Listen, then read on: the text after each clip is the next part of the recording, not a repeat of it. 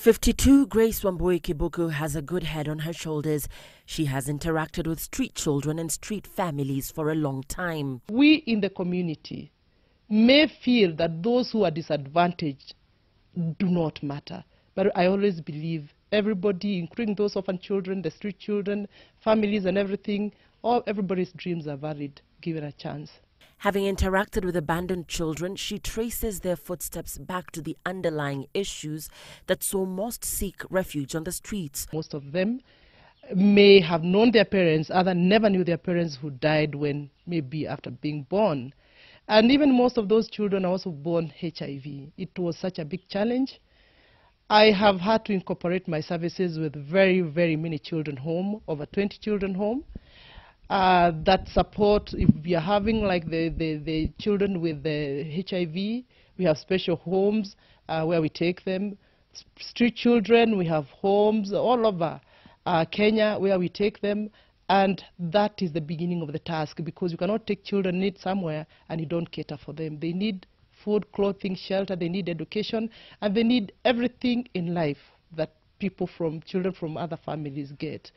All the children she sought to save from a life of drug abuse were born of a woman. Dead or alive, this woman must have encountered insurmountable challenges that forced her to do the unthinkable, abandon her child, or put them in a position where they had no option but to run away. I realized that women empowered, we are empowering the families. Women educated, we are educating the families.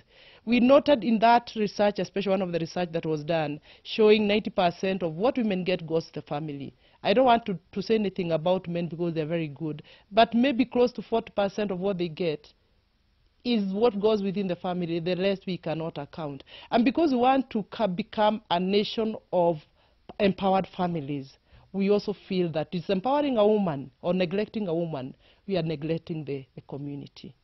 And every choices have their own repercussions. But why has little been done by relevant bodies to lift the woman and help shoulder her burden in society? We are performing dismally about gender issues.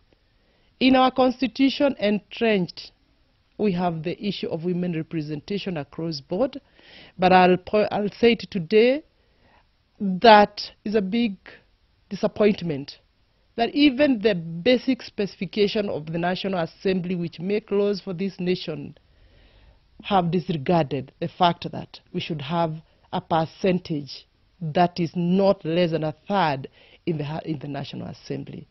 In all the leadership positions, and to date, according to a survey which is still ongoing, we don't have an institution that actually met that requirement. Grace says women representation politically is wanting.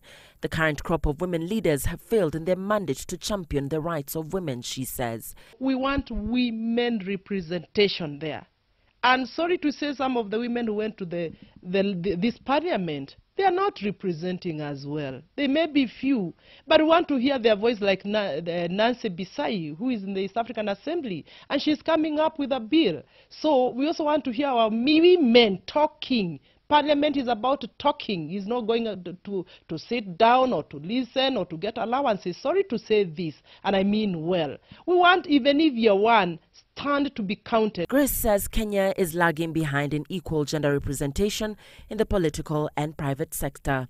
Still, she continues with efforts to empower the Kenyan woman. I believe an empowered woman is a woman who can produce a lot, not only for her family, not only for her county, but for the country and for the world as a whole.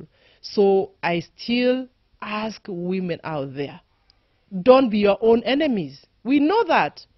Women are their own PhD. You stand, you are pulled down. But we want women now to support women.